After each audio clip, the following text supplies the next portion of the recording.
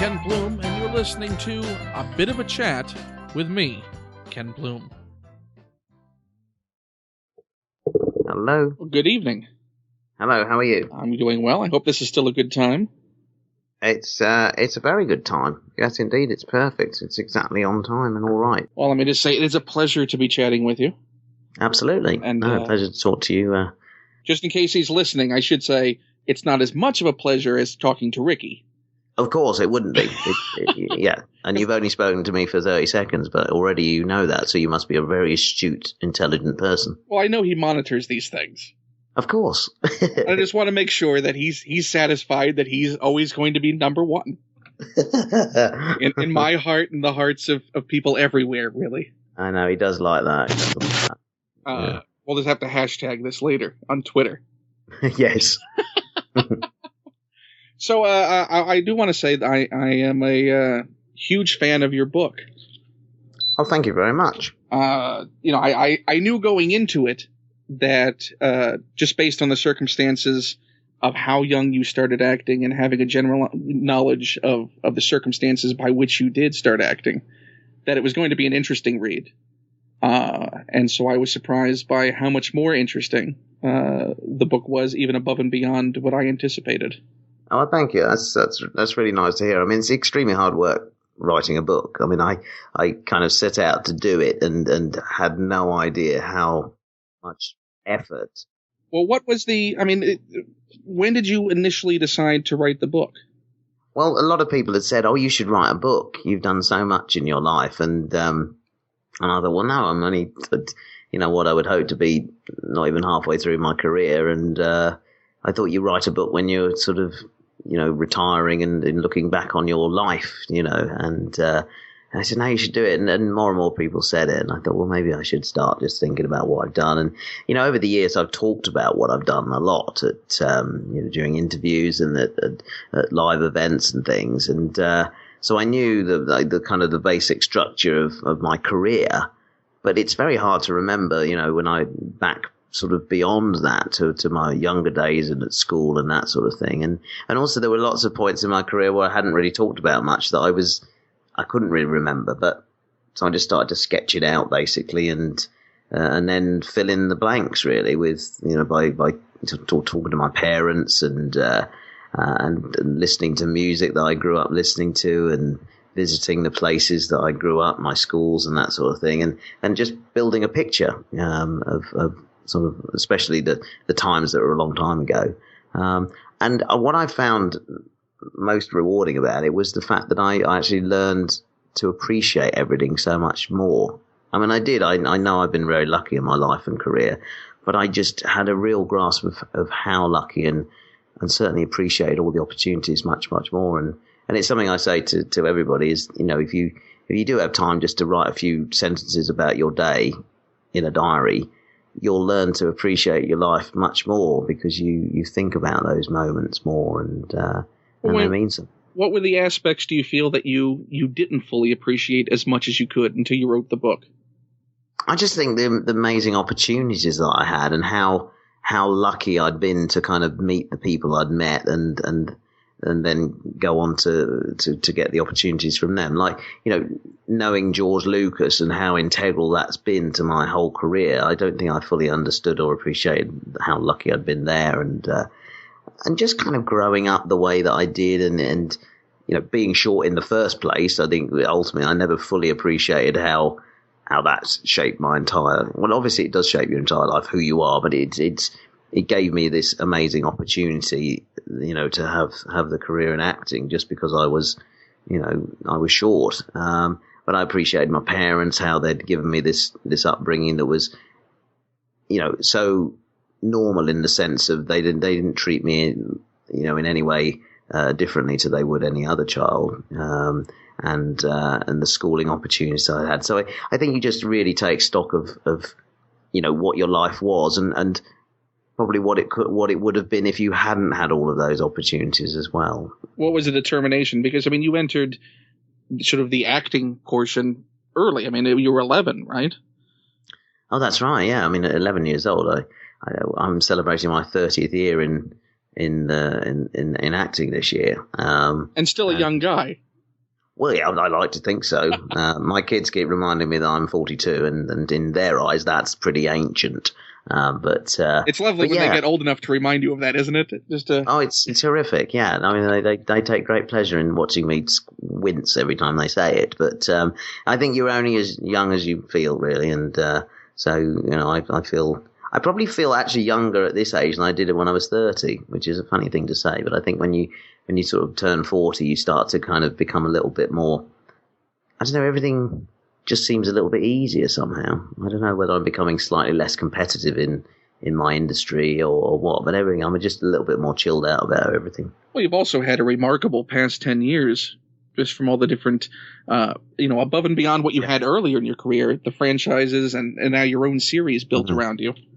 Well, yeah, I mean, you think in your career you're climbing the ladder, I suppose, and starting when I did at 11 with Return of the Jedi, I was pretty far up that ladder at that point when I started. So, a normal career probably could have just gone down from that point, which wouldn't have been a bad thing either, because you'd have had that great opportunity. But I've been really lucky. I sort of managed to sort of remain in that position on the ladder and gradually keep on climbing up. And yeah, as you say, the past 10 years even have been amazing with the opportunities in Harry Potter and the Chronicles of Narnia that I've done, and then of course more recently doing Life's Too Short, which all of these things have been sort of beyond what I could have expected as an actor. Seriously, I mean, I love acting. So just for a director to say to me, "Oh, can you go on stage and say that piece of dialogue?" That's what I love. That's a tremendous thing for me. But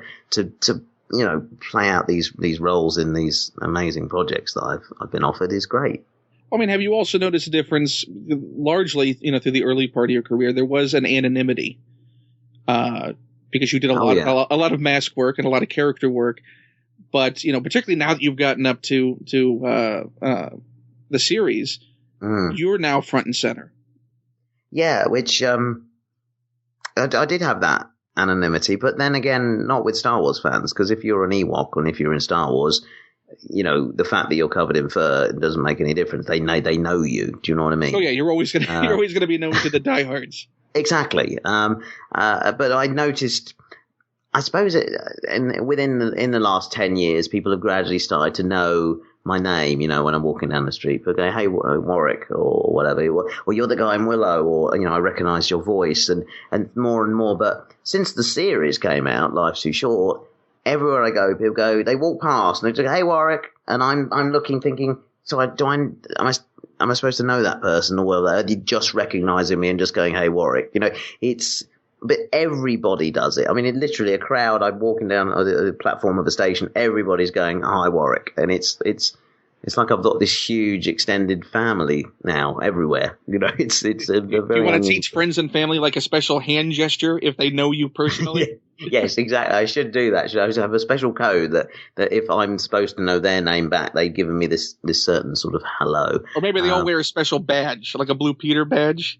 Yeah, it's like when you're sort of within my inner circle, you get this badge, I suppose. But no, it's hugely flattering, and it's terrific. And I think I found about having done comedy in Life's Too Short is that people take you into their hearts that much more readily, and because you're sort of making a connection with them when you make them laugh in their living room every week.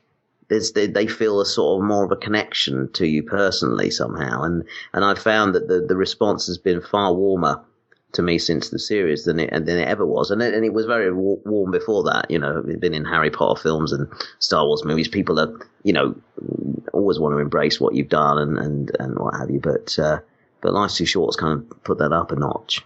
Well, in the sense I've always gotten over the years, being as one of those persons who knew who you were from those early roles on, you've always seemed relatively down to earth as a person and unaffected by the success or being an actor or being in the career like that.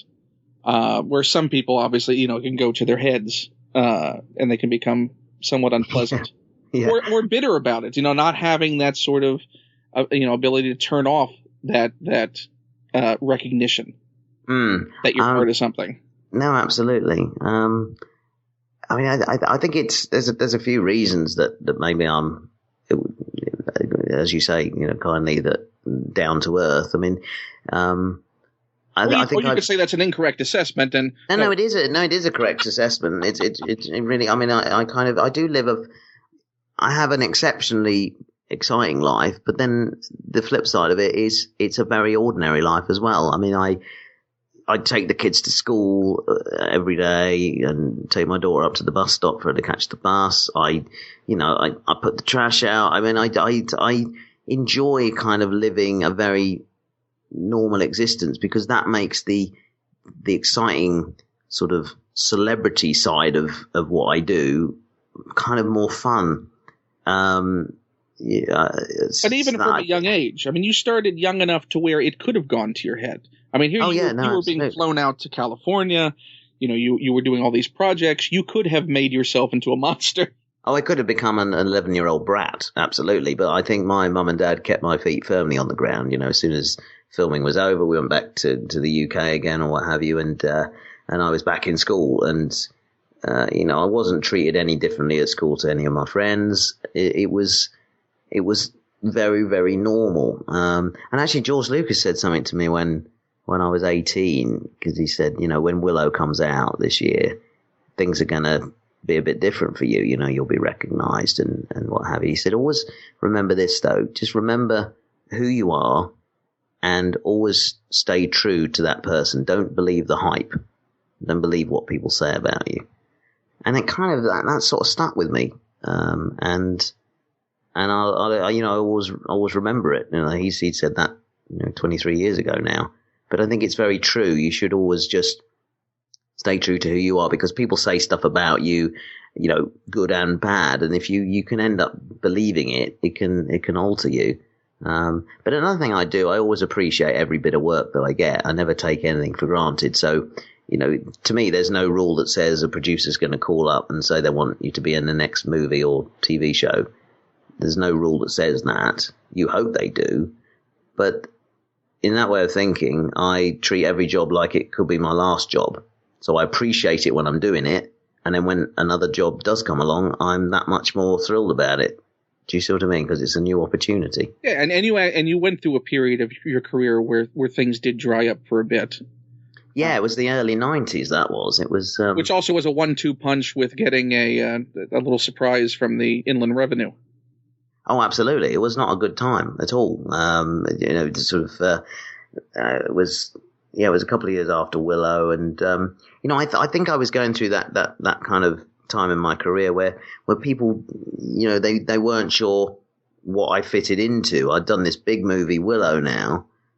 So I was probably considered too expensive for a lot of projects. But then again, what kind of roles was I playing? I played this great sort of good guy in Willow. What else could I do, sort of thing? And I think you end up almost getting a little bit typecast. And so there was a couple of years when I was thinking, what is plan B? There really isn't enough work here to make a living at this anymore. What am I going to do?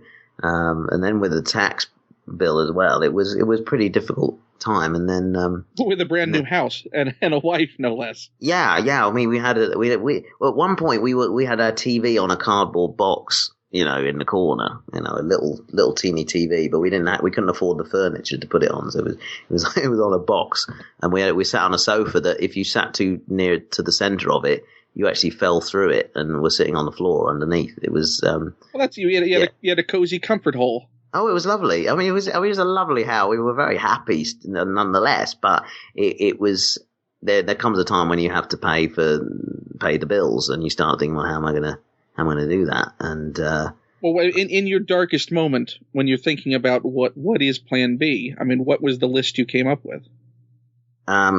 Well, it wasn't a very long list, to be honest. It was, well, I can't do. I mean, a lot of actors become waiters. Can you imagine me as a waiter? It's fairly absurd, really, isn't it? I mean, it's I wouldn't have got on in that profession. I mean, I was thinking of things in sort of graphic design, maybe computers, the kind of things that I enjoyed doing. I thought, well, maybe I could turn my hand to that. I was also no, I didn't know you did art. You do artwork. Yeah, I love doing that. I love designing stuff, logos and that kind of thing. I've got a bit of an eye for it, which is something it's really useful when you run companies and things, because you can give them a look and what have you, which is it's a hobby, but it's sort of something I thought, well, maybe I can start doing that for other people. I'm also quite an experienced filmmaker because I've been doing it since I was 11, so I knew that I could make, corporate videos and that sort of thing, and I had all the equipment as well at home, so I thought, well, I need to really start turning things over in that business and getting that working. But then, just as I was kind of thinking of all this, a script came through the door for Leprechaun, so it was all right. And you ignored Ron Howard.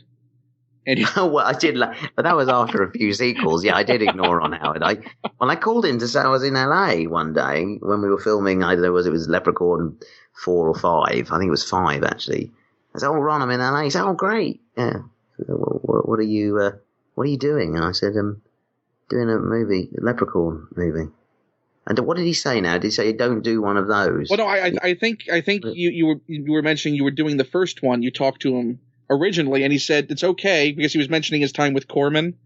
He said, but don't do any more of them. And then when I told him I was doing more, he was sort of horrified. But then he did say, well, his daughter liked them, and so then if she likes them, it's okay with him. So I got a kind of telling off, but then an approval in the same sentence, which was okay. I'd never want to upset Ron. Well, I mean, when you're in that moment, when you're sort of contemplating your options, I mean, what was one of the options to call up George or call up Ron and say, "Do you have anything?" I mean, I was always harassing George. I used to not call him though. It was back in the days when faxes were very popular. I used to send faxes that were slightly sort of tongue in cheek, but would often sort of say, "When are you going to get around to doing another Star Wars movie?" Because it was rumoured for years, wasn't it? The prequels were rumoured for about 10 years. So. Well, I think as soon as those series of books came out in the early 90s, there was talk about it. Well, that's when I started my fax campaign on Skywalker Ranch and just kept faxing the poor man. And did he fax back or call back at all? He wrote letters. He didn't have a fax back, I don't think. And then he would call sometimes and just say, "Hold on." So all these faxes are in the official Lucasfilm archive right now. Well, it's funny, they did send me. They're producing a book. I can't remember the title of it, but it will be. It's documents from the archive, and one of the things they sent to me saying, "Is this okay for us to use?" was a letter that I wrote in 1983, handwritten note from me that they've kept all these years, and it sort of said, "Dear Mr. Lucas." I forgot what I was asking for now because it's going to be in this book, but it was like I couldn't believe the sort of cheek of it that I had back then, the kind of the front that I was asking for. I was asking merchandise? for toys. Yeah, I think so. I think so. And this is after Mark Hamill got you a whole bunch of toys. Yeah, and I was asking for more.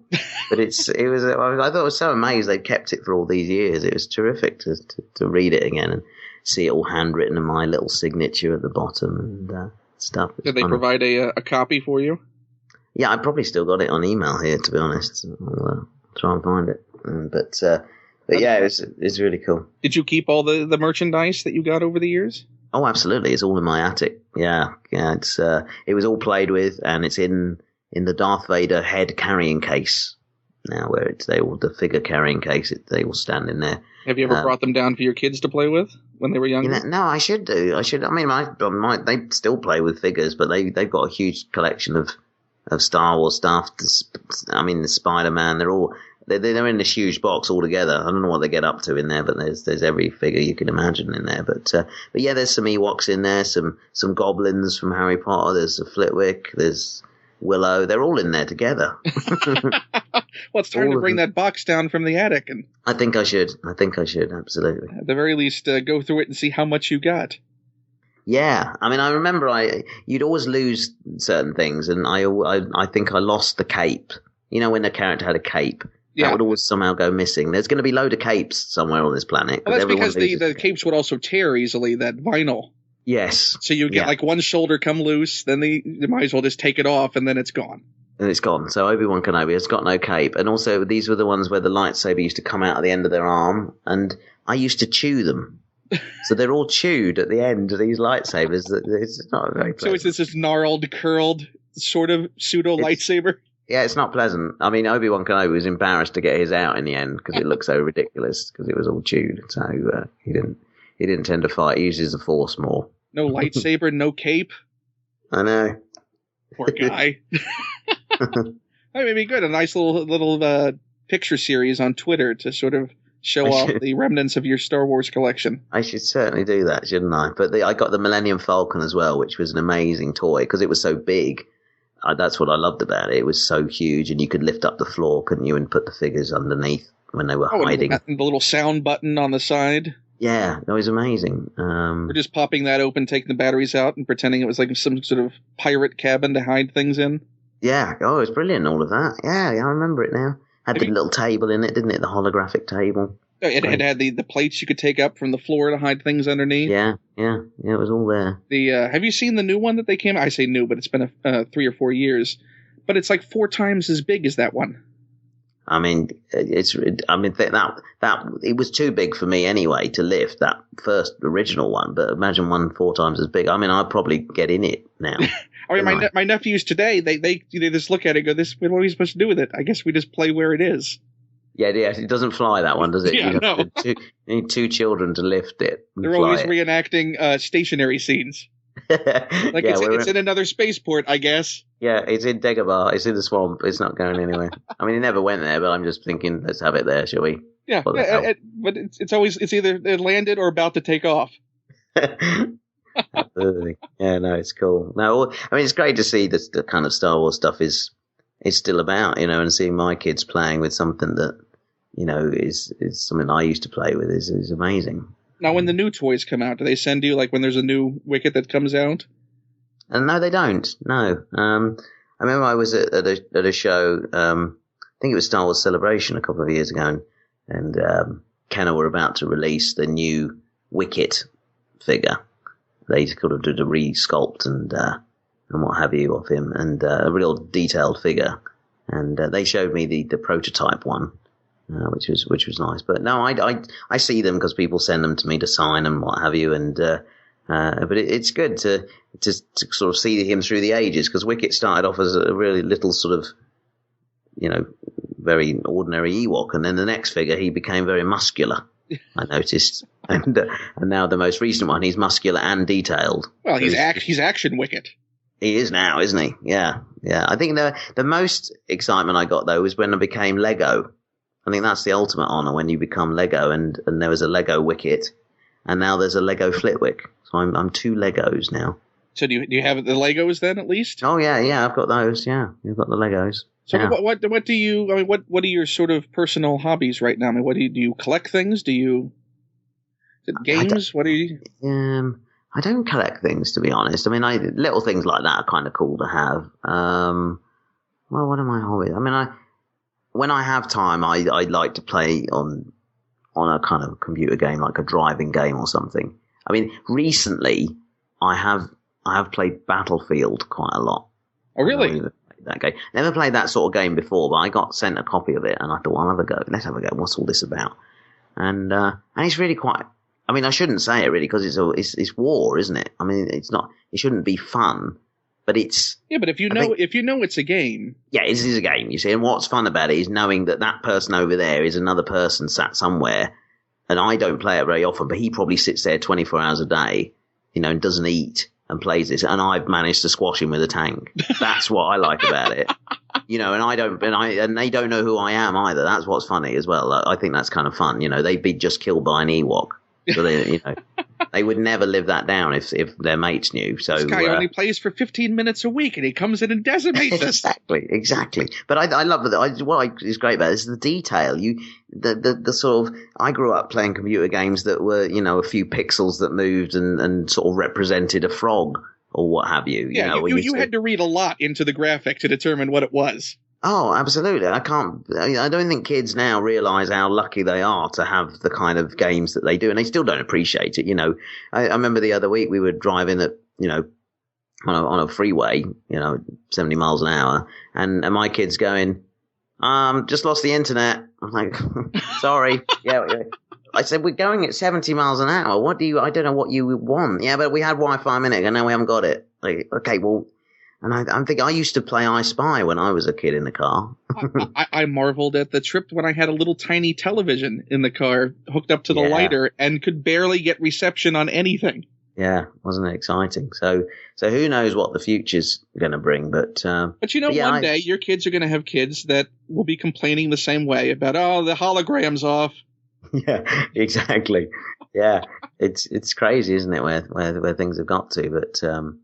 But yeah, I use sort of playing on games like that as kind of it's my treat. I tend to do a lot of work. I've always got emails and things to do, and so to spend 10 minutes, driving around a racetrack or, squashing a soldier on a game is sort of is my little sort of release at the end of the day. Do you still sort of do artwork in your leisure time?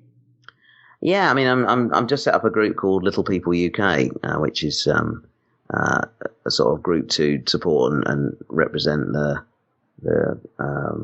little people community in this country. And so I'm trying to sort of design a bit of a logo with a company that's a graphic design company, but we're working on it together.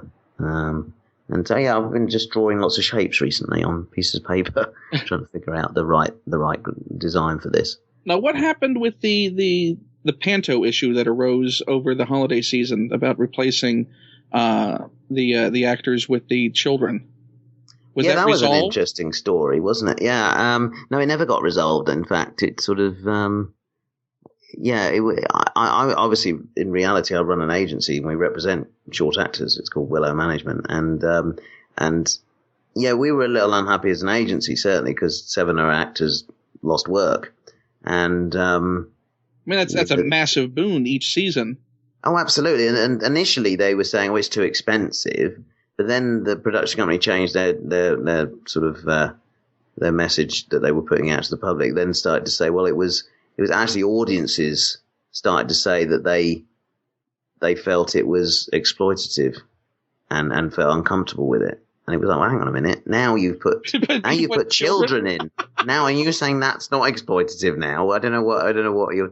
So there was a lot of different stories. I mean, I think it's very unfortunate, whether it's a sign of the times as far as, the financial situation goes. There's we're in a recession here in the UK, so there's not as much money going into theatre and that sort of thing. I mean, they spend a fortune on these shows, but whether the audiences aren't turning out. But these seats still cost, £25, £35.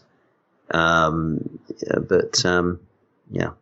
mean, the show does. Financially, they could save money. I mean, shouldn't they legally have to pay the same rate? I mean, an actor is an actor, regardless of the age. Well, that's it. A lot of people started to say that as an argument. It's like, could you have,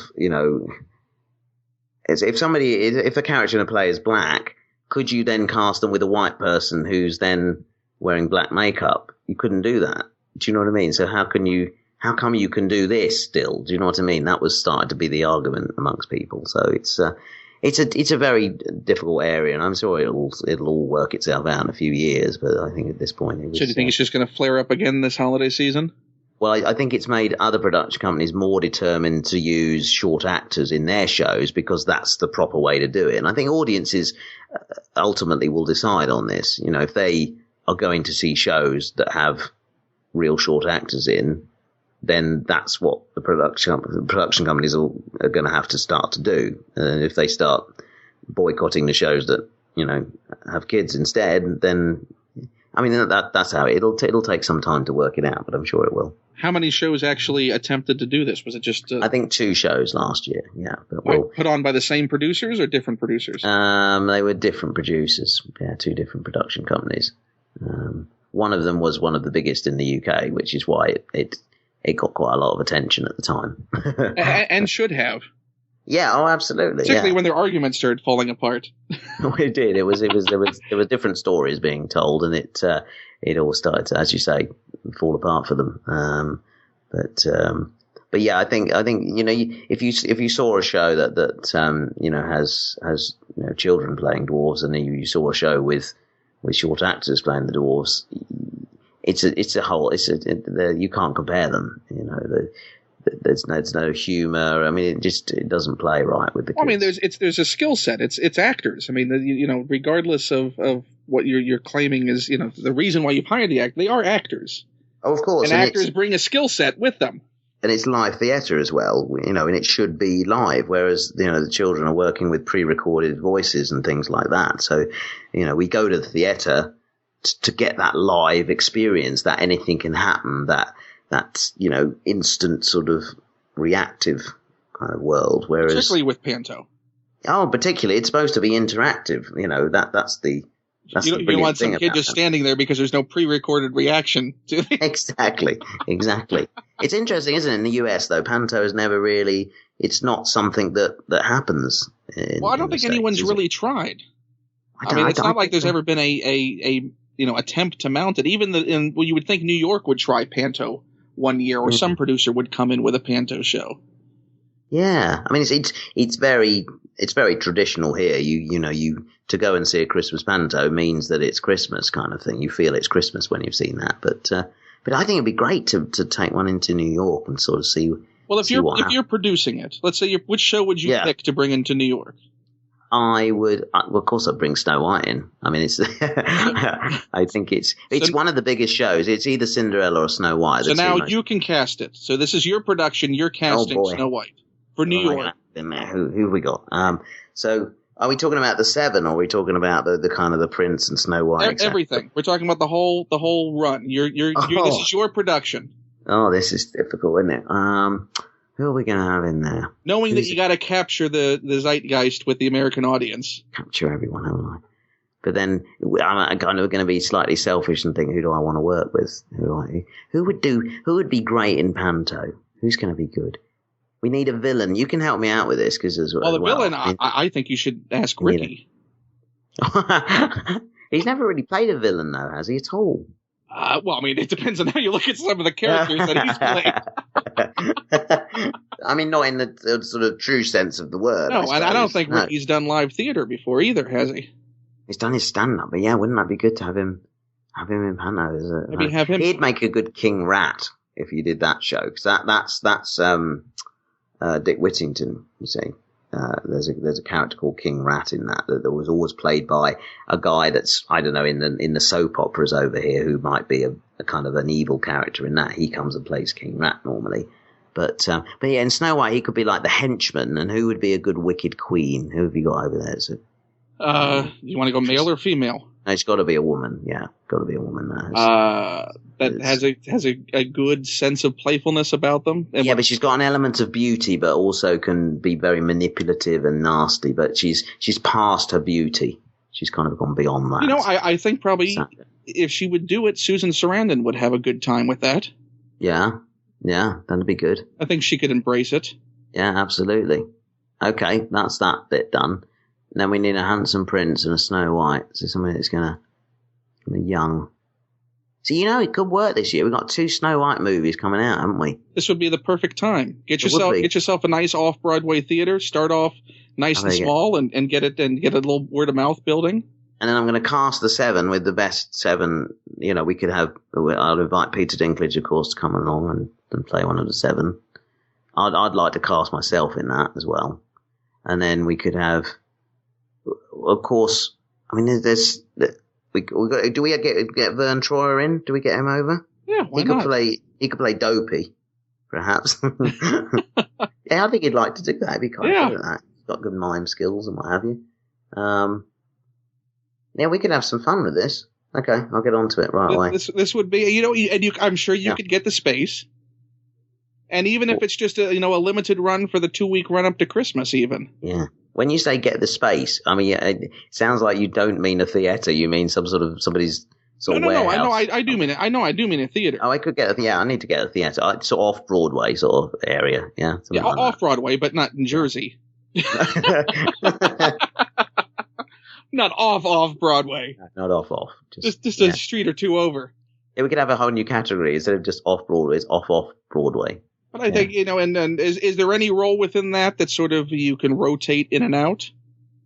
Depending on what guest stars might be available to do a night? See, that's another thing they've done over here recently is you have you have a guest star, like we had Pamela Anderson in a show for like a couple of weeks, and then she rotated out and they brought somebody else in, and that's the way that they kind of do it. So yeah, you could do that with the role of the Wicked Queen and that. You could rotate them out. The Prince could be, a different actor kind of every few days, really. So everyone could have a go. Maybe change up the Wicked Queen. Eddie Izzard, maybe?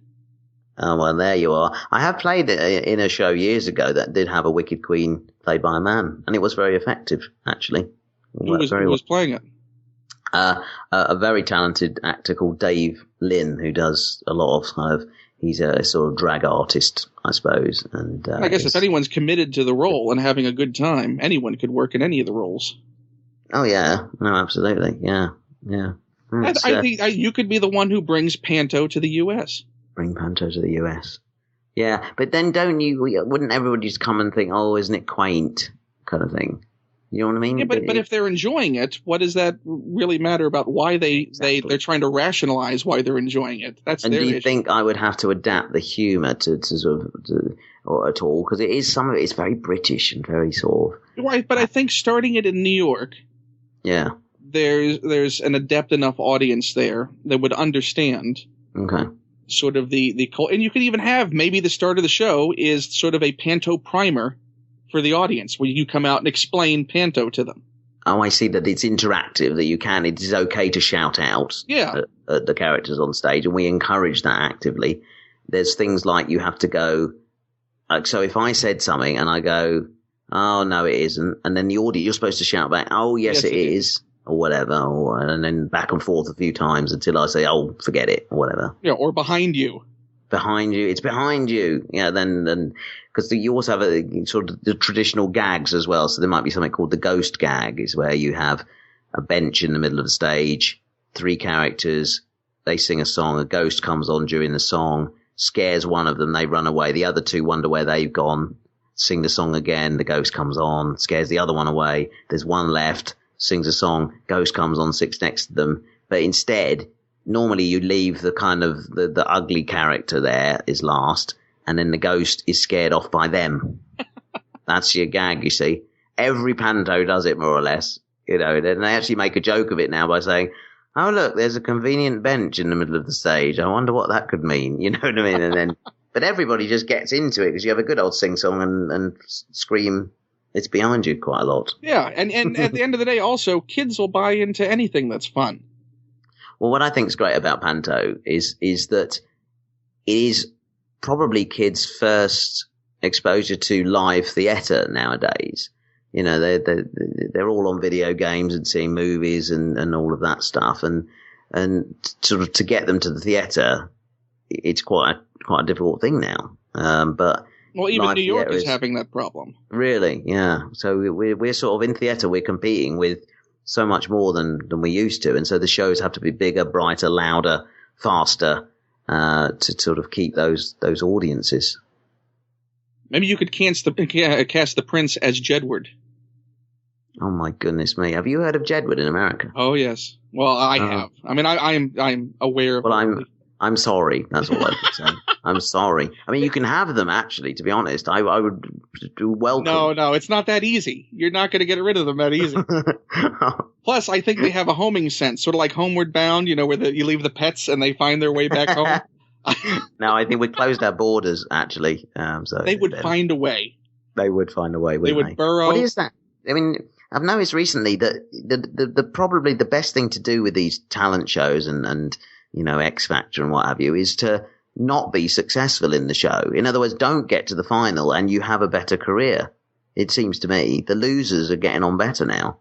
Yeah, well, I think they have more freedom because I think once you get to that level that you've succeeded, particularly in the Simon Cowell run shows, you're now owned by Simon, and he's going to manage you. And as much as he tries to make it so, he hasn't had a very good track record when it comes to successfully producing acts. He can produce TV shows. Yeah. But successfully producing acts is not his strong suit. Plus, I think by the time people love an underdog more than a winner. Oh, yes. Oh, that's right. Yeah, that's right. Yeah. And I think to wind Simon up often now, they try and vote for the one that he doesn't like. Oh, well, look at the holiday singles now. I mean, most of the things entering the holiday charts are attempts to unseat his attempt to rule the holiday chart. Absolutely. You got people entering, Dominic the Donkey just to make sure that Simon doesn't win. No, that's right. No, it's interesting, that whole kind of idea of fame and celebrity. I do some talks at schools over here for kids anywhere between the age of 5 and sort of school leaving age, and often they want to talk about that idea of fame and celebrity, and the fact that they think that a career when they grow up is being famous. That's a job that they want to do. And they don't quite understand that it's sort of a byproduct of doing something else, being successful in acting or what have you. Or at least it used to be. Well, yeah. What do you mean by that? No, I think you do see the rise now of people who, through circumstance, get themselves on TV or place themselves within the path of these TV shows, and they do get a public awareness. No, that's right. And will attempt to capitalize on that. And that's the only thing they're known for, is being on Big Brother. Yeah, but that's what the youngsters are picking up on. I was asked a question actually the other day by a youngster in a school, and he said, "Oh, who's the most famous person you've met?" And I said, "Well, if I was to say a name, it might not mean anything to you, but to me, they're famous. So it's kind of all relative. Who to you is somebody famous?" And he said, "Oh, someone out of Big Brother or X Factor." And I thought that was quite an interesting idea. That so to me it's a great actor, but to him it's somebody who's been in Big Brother. I mean, but it's always been that way as far as children will identify with the people they see in entertainment, and entertainment being what they see on the movie screen or on the TV. Yeah, and but the to me fact is, those reality stars are what's on TV now. So they're making the same associations that you and I may have done as a child, but now what they're seeing predominantly are these reality shows.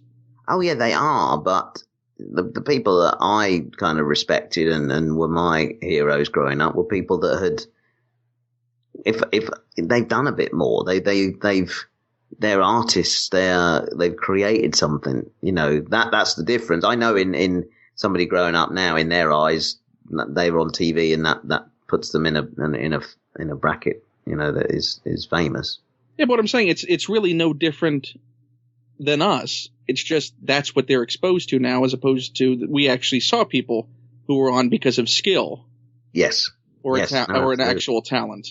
No, absolutely. But that's what's a shame though for them, because I don't think then they're not seeing them for their skill either. Well, there isn't any. They're just seeing them, they're on TV. That's what I want to do. And look, all you have to do is go on TV and you're famous, and that's what they do for a job. And you can even go on TV and be a horrible person. And be more famous. Yeah, and achieve that thing. So there's not even a attempt to, well, I'll be a good person and get on TV on that. Really, you can be anything. You can be anything and still succeed. Well, is that the right message? Well, I mean, is that a difficult thing to navigate, having children of your own now? I mean, do you watch those shows in the house? Well, not particularly, not out of any me saying we're not watching that. It's just what we like to watch and what we don't like to watch.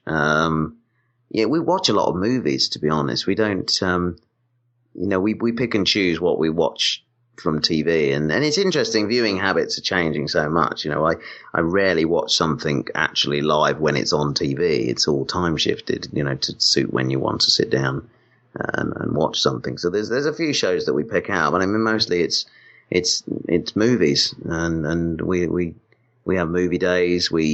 Something we've been doing recently, and I've really enjoyed this, is actually we've been watching Laurel and Hardy. I have the complete collection, and loved introducing it to my kids, Annabelle and Harrison, what was wonderful, they appreciated it and they get it and they love it, just as I did when I was a kid.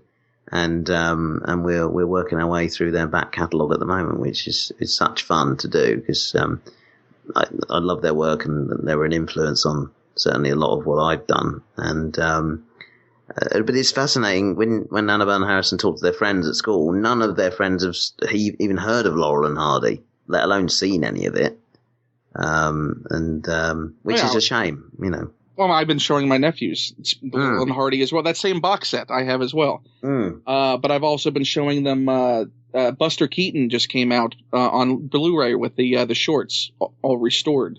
Right. So I've been showing them Buster Keaton, and we've been going into Little Rascals and Three Stooges, I never really watched the Three Stooges. I probably should check them out. Well, you know, when you talk, I mean, they're underrated and unappreciated because I think people feel it's just violence. But there is, I mean, as you know, looking at Laurel and Hardy, anyone and any of those performers that came up in vaudeville in that era, there is an artistry and a skill of movement that they have. Oh, yeah. That, I mean, the timing, you know, you can't do what they did and not have impeccable timing. Because it was all about that then, wasn't it? These stars that grew up with, you know, in the silent movie era initially, you know, it was all about the way that they moved and the timing and the way they did things, because they didn't have funny lines to make the audience laugh. It had to be done visually. And so I think they honed those skills so much more. Every bit about nuance. Yeah, oh, absolutely. And to think that they also honed them at a time when you wouldn't have instant playback of a scene you'd just done.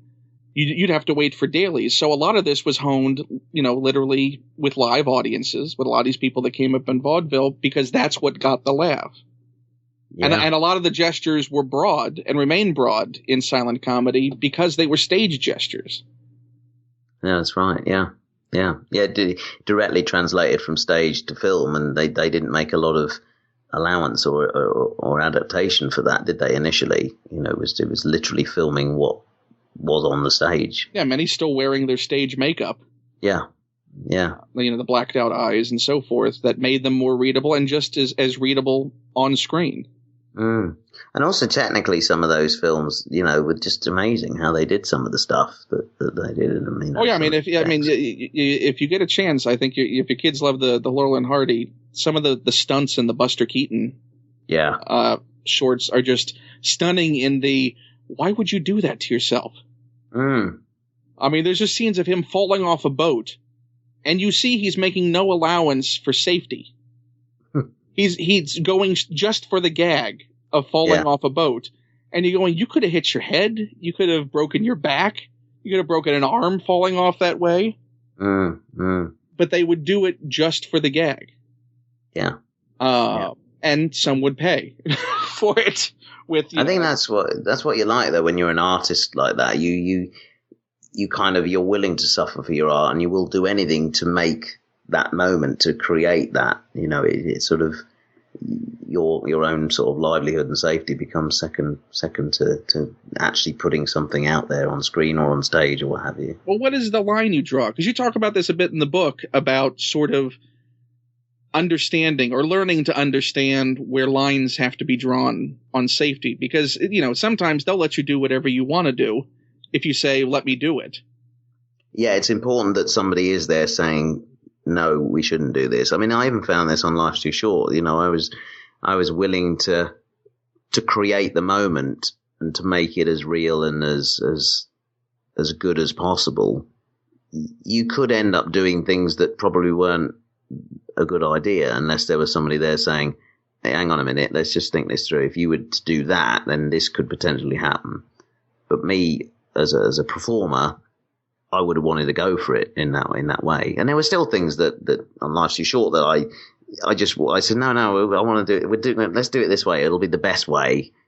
Otherwise it won't look right. And, anything you regret from that really hurt after the fact. I mean, stuff did hurt, that it was climbing the shelves hurt because we did it for an hour, and, you know, those shelf edges are quite sharp after a while, you know, if you're just climbing up and down. You do anything for an hour. And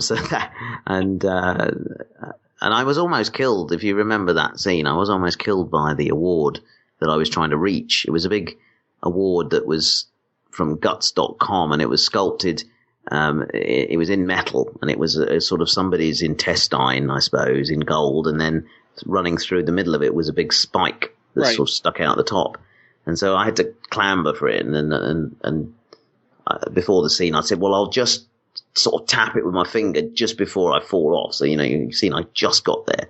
And so anyway, I did that, tapped it, fell off backwards, and then laid there looking up at it on this crash mat. And sort of everything became slow motion, and it sort of teetered back and forwards and then fell forwards off. I watched it coming down. Everybody around me couldn't move quick enough. That you're sort of frozen, and you could hear people go, no, and nobody moved. But it landed on my belly, but luckily sideways with the spike, obviously not stabbing me. But that was close. I mean, that could have gone straight into me. Yeah, everybody was a bit quiet after that for a few minutes. It was I'd say that something. Was that the last take, or did you go again? No, we went again, but we stuck the thing down on the shelf so it couldn't fall off again, which is what we should have done the first time. But these things, you live and learn, literally. Oh yeah, you would. Yeah, luckily live and learn. Yeah. Also, Simon, even on Willow, you were talking about where Val Kilmer put his foot down and you didn't on the sledding scene. Oh yeah, that I carried on doing it. I mean, there are times you just think it gets too much, but I was young and perhaps a little bit naive, but I was enjoying it too. When you're 17, doing this action stuff, you think you're an action hero, and so although it was pretty frightening, at the same time I kind of knew that George and Ron needed the shot, and I didn't want to let them down, but Val knew kind of, no, enough's enough. You've got 3 takes of me doing this or what have you. You've got it. I'm going. I'm not doing this anymore. Because it did feel like madness, but they're all looking out for you, and there are stunt coordinators there who know what they're doing.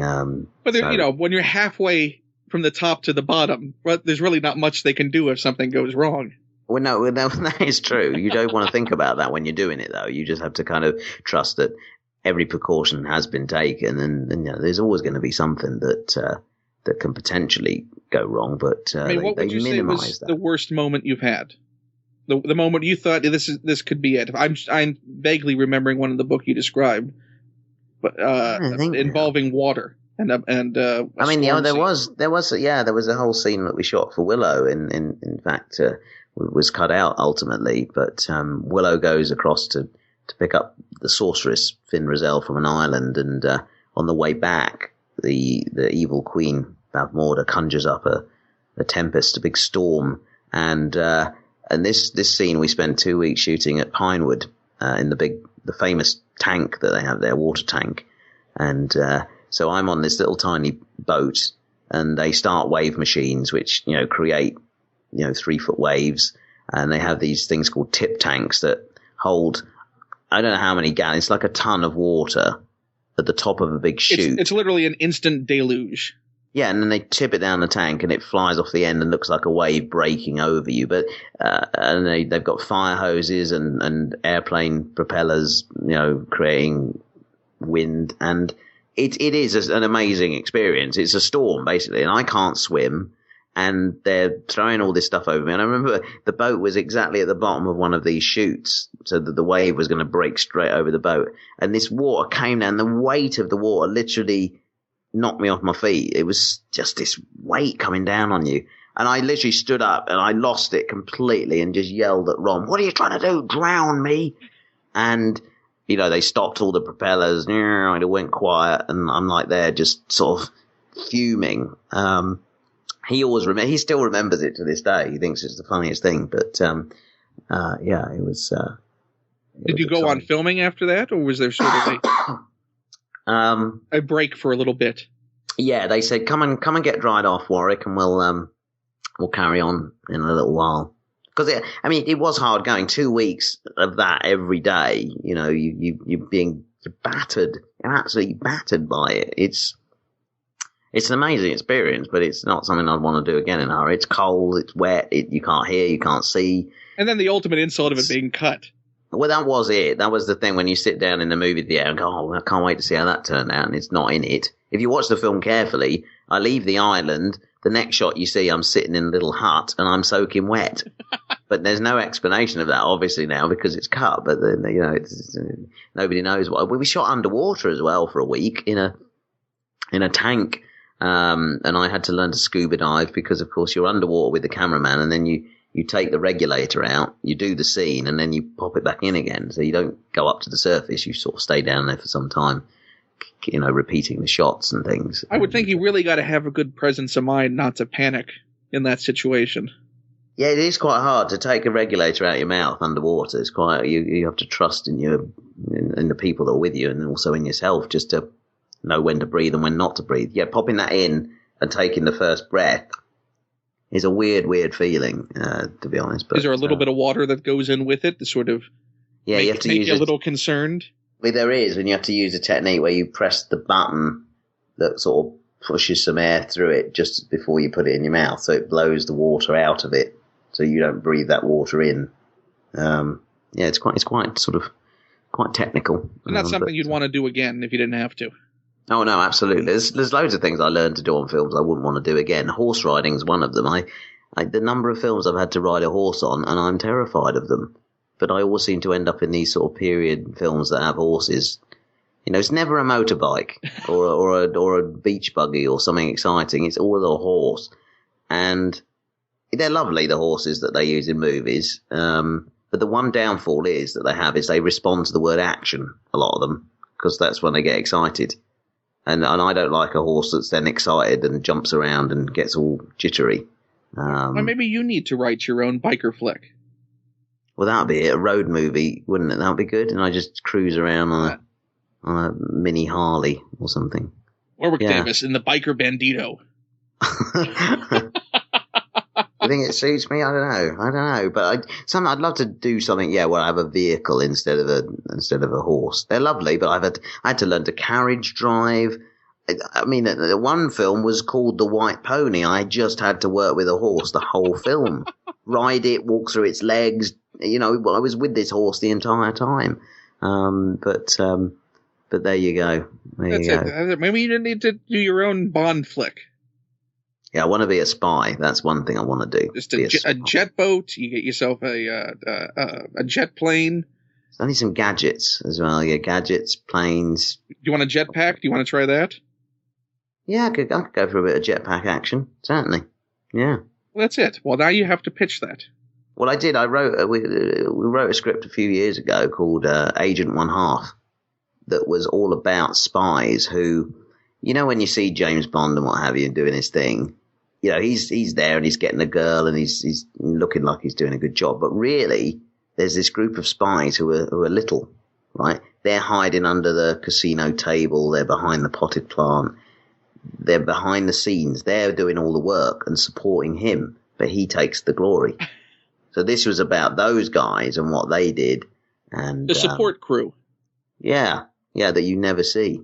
Well, it's something like that. I mean, is that something you can go back out and repitch, particularly after life's too short? Yeah. It was a while ago now, so it was something. It was 10 years ago, 12 years ago. So yeah, I could definitely dig that one out, dust it off, and pitch it. It'd be fun. It's a really great, such a good concept.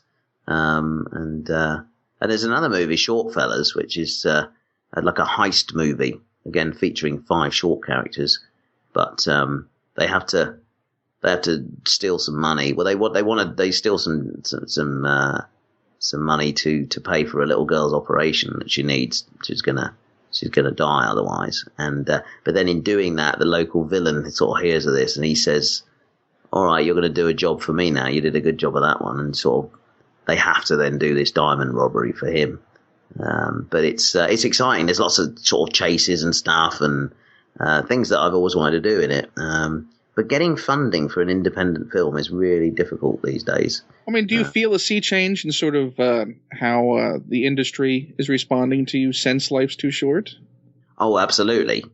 Doors that I'm banged on for years are kind of now opening, and people listen, and that's exciting because I've got loads of ideas for things. And so if I might say something, I really want to do a chat show, and people will think, okay, well, let's make this happen. And I can start having meetings and I can start kind of exploring those in a much more serious way than I ever could before. So potentially there's so many different avenues of opportunity for me at the minute, which were never there before. Well, have you ever been done the rounds as far as the panel shows, which, are particularly huge in the UK? I mean, you know what? I've been asked to do a lot of them. I have been. I mean, you're a very intelligent, funny guy. Well, it seems like you'd be a perfect fit on one of those.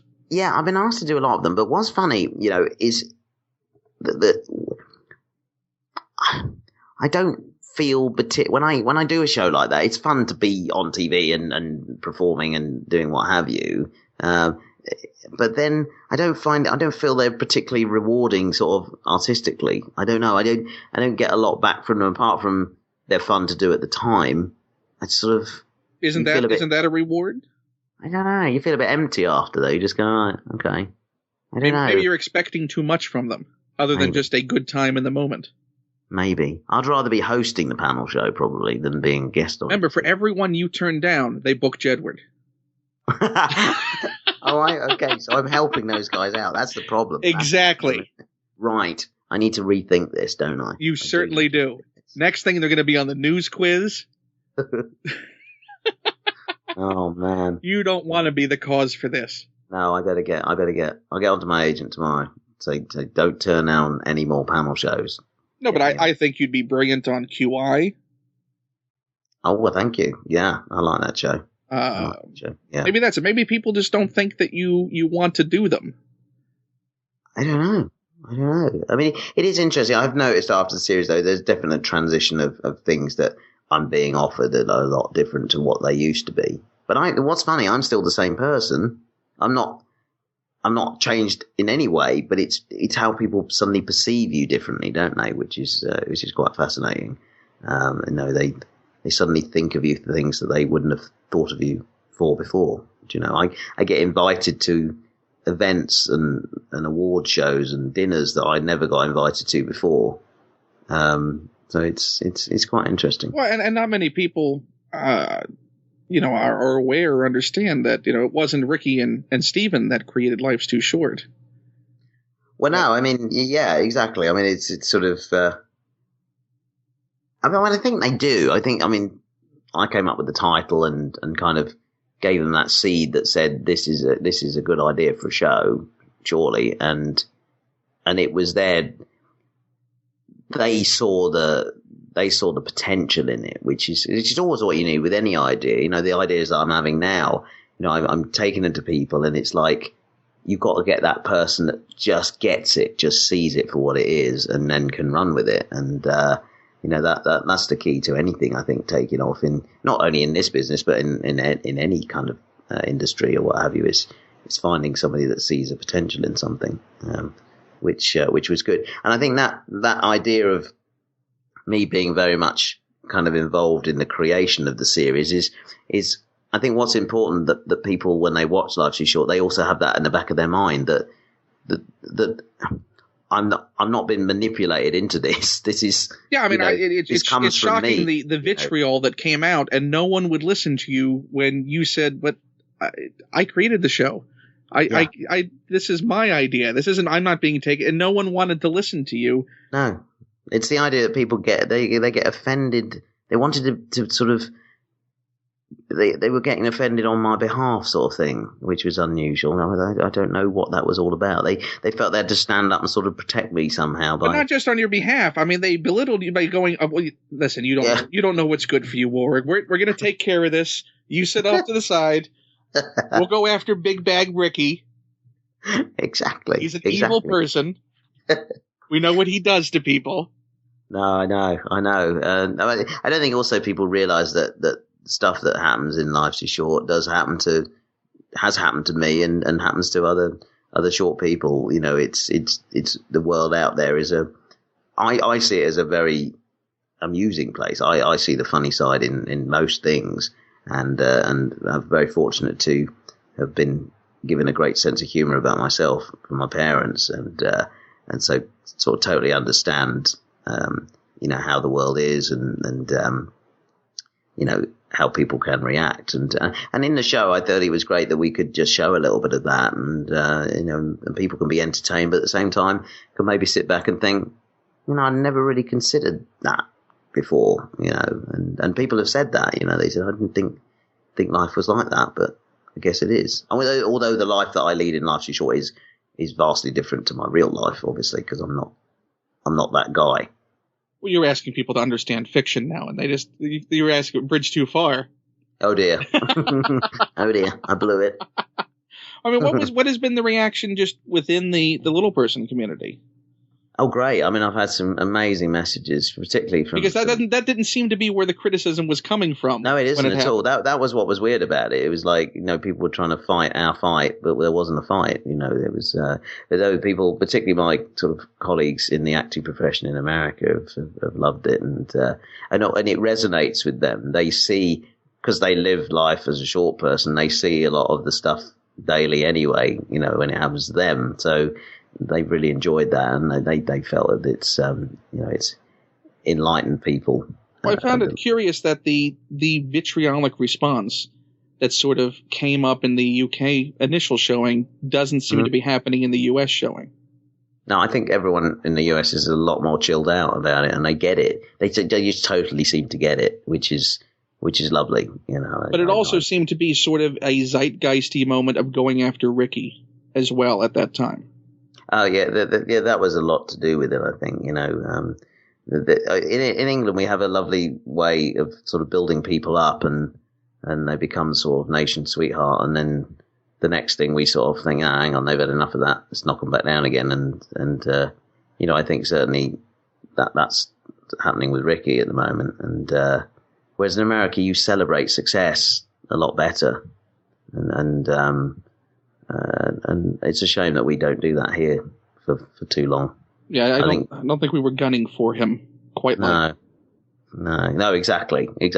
I mean, and I think when you're an actor and when you're very successful as Ricky is, but I mean, I even find a certain sense of it. You do have to be careful what you do, and you so much the more well known you become and the more projects you've worked on, the more open you are to criticism, and but it also has to be measured, knowing that you're going to get the entire range from the entire range of personalities that exist in the world, and to sort of measure where the criticism is coming from. Yeah, because not everybody's going to like what you do. That's why it's the world is such an interesting place. It's diverse because everybody likes something different. So you're never going to please everybody with everything you do. And generally the people that like things like it in a personal way and aren't shouty about it. That they're passive. That's right. Yes. And how they like it.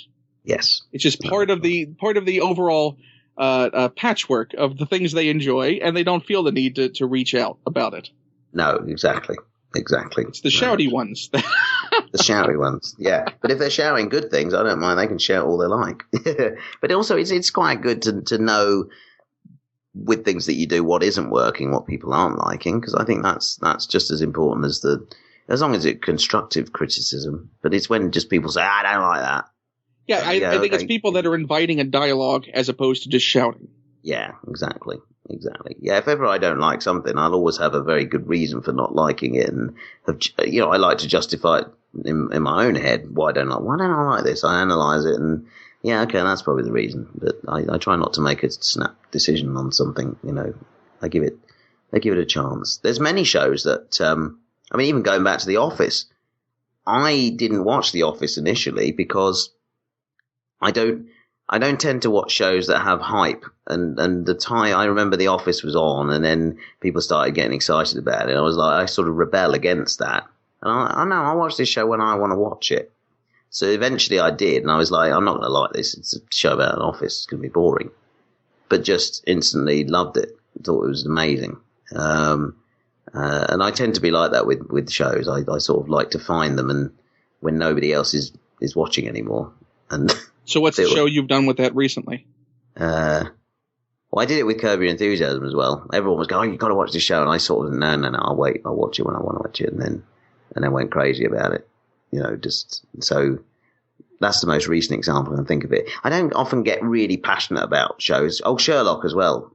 Have you seen that? Yeah, it's brilliant. Yeah, and the second series even more so than the first. Yeah, it's amazing television. How somebody sits down with a piece of paper and writes that, I've no clue. I've no idea how you do that, and it's amazing. And the whole way the program is made as a television program as well is astonishing. So yeah, I like that a lot at the moment. Yeah, it's watching 3 back-to-back movies. Yeah, we do that now because my daughter's a bit obsessed with it, so we sort of have to watch. We've been watching them all again recently, and they're good. Another thing I really like at the moment, Columbo. Really? You didn't think I was going to say that then, did you? Yeah, I made no expectation. It was the last thing I would have said, but Columbo. I really like The Only Way is Essex. No. No, Columbo has got to be. I mean, yeah, I've never watched that show, by the way. The Only Way is Essex. I haven't seen that, but best to avoid. Couldn't comment, but yeah, Columbo. Get the box set again. Got a box. It's in a cigar case, like one of his cigar cases, and there's all the DVDs. There's 86 hours of Columbo. Oh, they're brilliant. Peter Falk was just brilliant. It's excellent, and I you're talking about those mannerisms. Even it goes back very, when you're talking about the silent comedians. I mean, he was very, very precise with the mannerisms. Yeah, nuanced and no, brilliant. Yeah, we sort of love. We have Columbo days, and we just watch a couple of Columbo episodes. And you could do sort of a UK Columbo. Well, that would be good. He did one in Britain. We watched that a couple of weeks ago, and he comes to England on holiday. And it's all it's very British. It's sort of it's America's sort of take on what England's like. Everybody was very posh, and they were doing Shakespeare in theatre and speaking like this all the time. And then somebody got murdered. Everyone dressed as the traditional Bobby. Yes, and yeah, exactly. It's one of them. And then they put the body in the back of an E-type Jag and drove it away. And so it was all every sort of British cliche you could imagine. There was quite an eccentric stagehand that then went to the local pub, and it was all. But the UK is just as guilty of that with US excursions. So if we have a show that comes over there, what do we do with it? The big bombastic American who's brash and yeah, that's true. Overly friendly and. No, that is true. We do the same to you guys. Suddenly evil at the end. Like you're getting us back for Star Wars. Yeah, what was that? What's the deal with that? I remember as a kid picking up, thinking, why are all the British ones are evil, and everyone else? Because evil is very precise. Yeah. Yeah, we do it well. I think it was because if you want those sort of grandiose villains, you want something Shakespearean, and they all spoke in that sort of theater Shakespearean, precise English delivery. No one was up there. You didn't have Tarkin delivering like in a Cockney accent. No, he was very well spoken. Because we have our two kind of English. We have our evil English, which is Star Wars precise English, and we have Dick Van Dyke English, which is our lovable Mockneys. Yeah, that's right. That's right. That's right. That's the two extremes we have. Yeah. And the only ones that can skirt that and exist on both sides are if you have a female protagonist, she can be precise, like a Mary Poppins.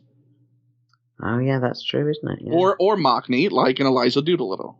Yeah, I like that Mockney. I've never heard that before. Oh yeah, that was coined, I forgot by who, but especially about Dick Van Dyke's accent. Yeah. So no, I think that's. Have you ever done a role with an English accent? Well, let's think. See, Willow was sort of mid-Atlantic. We sort of just put it halfway across the ocean there. We didn't want to go full American, but because apparently I was told that if I spoke like this, like I am now, that nobody would be able to understand me. What? So, I was told that by an American.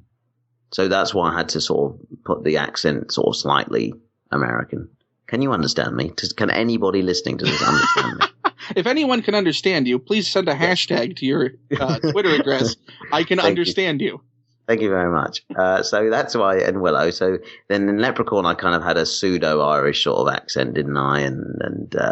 But I mean, I've done in Harry Potter, I had a British accent, and I would say that I'm British. Flitwick is pretty close to your natural speaking voice. Yeah, it wasn't far from. In Ray, I didn't, did I? The movie, I was very American. I had to be in that kind of more American. I don't know. I mean, yeah, I've done a bit of everything, haven't I? Really? You've had an extraordinary career. Yeah, Is there anything you feel unfulfilled in that? I mean, the thing that you really want to do? Well, I mentioned it already. A chat show is what I'd love to do. I love working with people. I think I could do a really good job of that. So anything like that. Is that something you're going to pitch?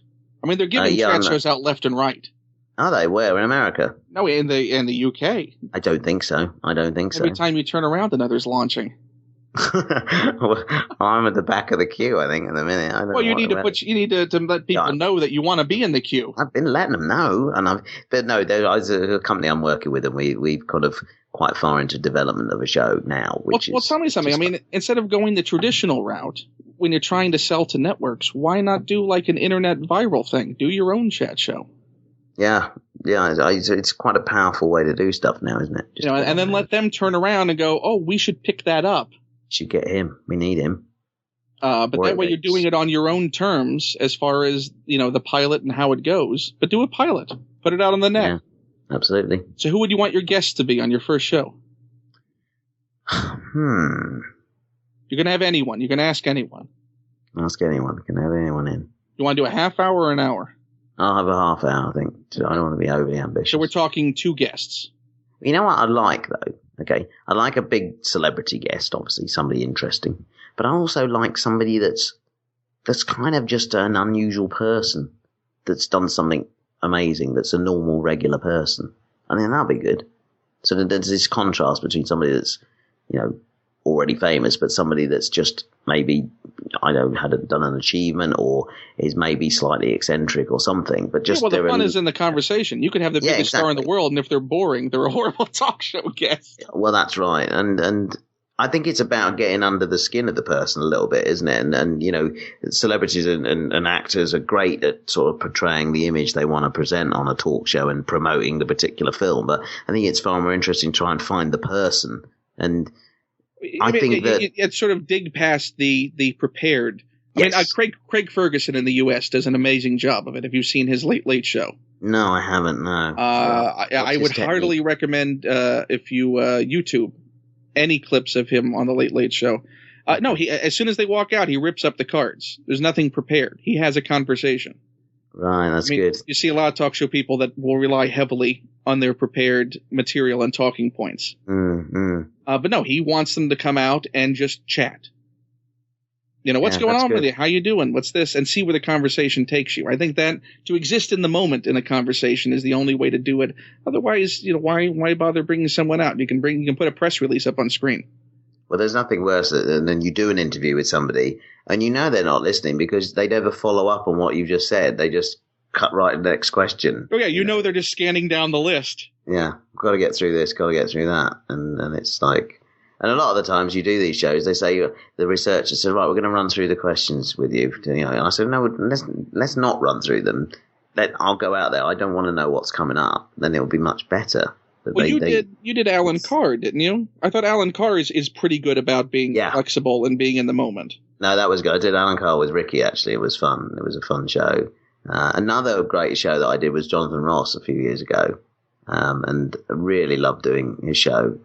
It was just before he left the BBC, actually. It was a few shows left at that point. But it was around when Life's Too Short was announced as being made. Absolutely, yeah. But Jonathan's a huge fan of Leprechaun and stuff, so we got to mess about a bit with that. And but he's really good at what he does, and he can sort of take the moment and seize the opportunities that arise, which is good. Actually, I got in his chair, I think, on the show as well, because I said, well, I want my own show. Can I move over? Let me have a go at this. So we swapped roles for a little while, which was fun. And you started asking him questions.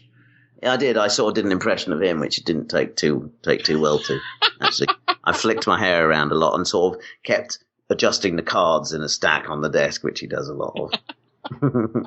So who would your guest be? Who would your big star guest? Oh my God.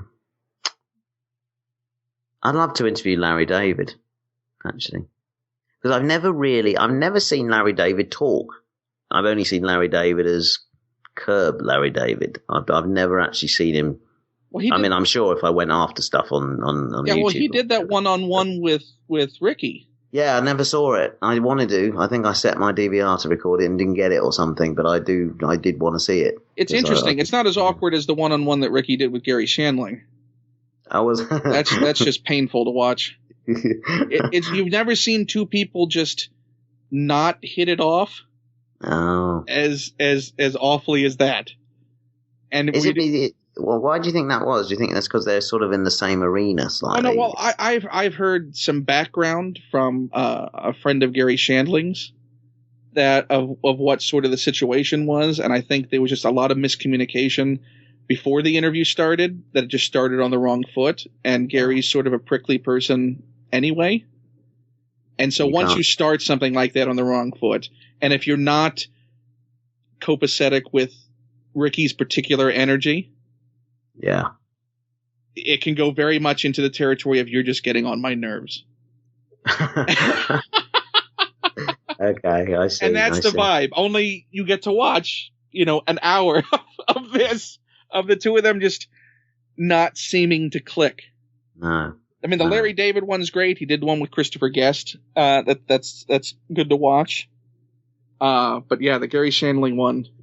And you can see Ricky start to realize partway through that this, I mean, he's a hero. I really wanted to do this. I just want to get out of here. Yeah. No, it's an interesting thing when that happens. But can make quite engaging TV as well. So Larry David's your first big guest. Yes, I'll have. So do you have a type of sort of interesting person if you don't have a particular name in mind for your second guest? Well, I met a guy once, and he lived life with a cat on his shoulder. A cat, like permanently mounted? Was it an because harness? what it was, this guy, he was homeless at this time that I met him, and he'd sort of rescued the cat. The cat had a poorly foot, and he'd helped this cat out, and the cat had kind of never would leave him then after that, and would sit around his neck like a sort of scarf. And he was a really interesting man. He'd lived life, and the fact that he had this cat on his shoulder, I thought, this is amazing. He would be brilliant to just chat to on a sofa. When was the last time you saw him? I'll tell you what he does. If you ever do a signing, which I do for my book at the Forbidden Planet store in London, he comes into those. They know him in the store there. And so he's still around. You could certainly still. Oh no, he's still around. Yeah, he's still around. Well, there's your pilot, Larry David, and this gentleman. And at one point they're on together, so I think that'd be good for Larry and the Catman to have a little chat. Oh, that's going to be great banter. Do you like that? The two of them, he may be in the next series of Curb. That's something I'd like to do. I'd love to do it. Do you think they're going to do any more? Yeah, He every year he says he's not going to do any more, and then he does more. Well, get me in it, Larry. I'm sure he listens to your show. I'd like to be in Curb Your Enthusiasm. And we know Ricky's stuck with this, so Ricky could always call him. Yeah, I keep dropping hints. He'll sort of text me saying, I'm having dinner with Larry David. We're talking about you. And I'm like, well, mention that I want to be in his show, won't you? Or something, And he just replies back with his, ha. Yeah, he does like to sort of I think he does it on purpose. He winds me up with the things that he's doing that sort of, and then I'll say, oh, this just happened to me. And he'll go, oh yeah, that's happened to me before or whatever. It's never impressive enough for him. I can't impress him. No, but he doesn't want you to think that you can impress him. Oh, yeah, that's probably it, isn't it? That's probably, yeah. So from now on, every time he comes back with that, just know it's his way of compensating. Yeah, so I've got to sound less interested in his exciting stuff, basically. Yeah. Just go, oh, really? Well, that's nice for you, Ricky. I hope you're enjoying yourself. Yes. Before it all goes away. Yeah, exactly. Yeah, enjoy it while it's happening. When you've had the kind of years in the business I have, you get used to stuff like that. I do remind him I've been in the business for 30 years, and he hasn't. Yeah. Well, maybe you could get Ricky to come on to your first show to reform Shauna Dancing. Well, yeah, it's keeping control of him, though. I think I need more experience to keep it. You have to keep... You have to make sure you're boss when you're a chat show host, and I don't know whether I could keep him under control. What about a cattle prod? Could you rig him up in a collar to where he would get a shock every time you pressed a button? That would be fun, wouldn't it? Just some sort of device that sort of keeps him in check. When he starts getting a little out of sorts, you just let him know who's boss. a little positive feedback. That's it. He'd be up for that, right? Oh yeah, I'm sure. Now, are you doing shortwave round? We're sort of finalising all the bits and bobs for it now. Yeah, so it's it looks like I'm going on a trip with Mr. Carl Pilkington. Indeed. Now, is that going to be international or domestic? In what sense? I mean, our travels. Your travels. Oh, we're travelling internationally. Yeah, I can't say where we're going yet. But, do you have any concerns going into it? Oh, many. Yeah, many concerns. I mean, least of which is actually, traveling with Carl. But it's the food, and I'm not great with foreign sort of food and. Well, yeah, I mean, you talked about your time in Tunisia, and yeah, it was horrific for me. The fact that it was Star Wars was the only thing that got me through it. I mean, otherwise I'm so particular about what I eat, and But you were the smart one. I mean, the fact that you did pack what you brought kept you from getting sick like everyone else. I didn't get sick. That's one thing I didn't do. So you were correct in preparing the way you did. Yeah, my sort of weird theory does work. But so yeah, I've got to sort of put that into play when I travel with Carl to some of the places that we're hoping to go to. Is that something contractually you can say? Listen, I'm going, but you're gonna be carting this food around. Yeah, exactly. I need all of it to follow me.